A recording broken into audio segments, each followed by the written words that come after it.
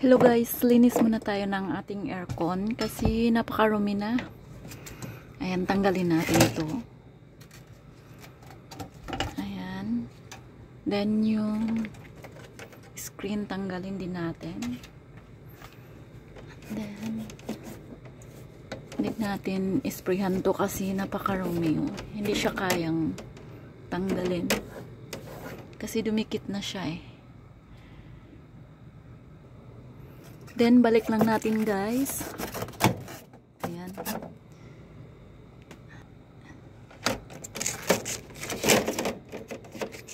Ayan, bagong linis na yan guys. And then, ito. Lagay na natin to.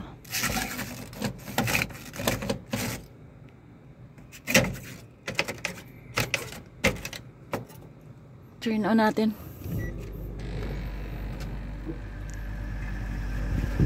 Wow, sarap. Sarap ng hangin. Ko pala siya, guys.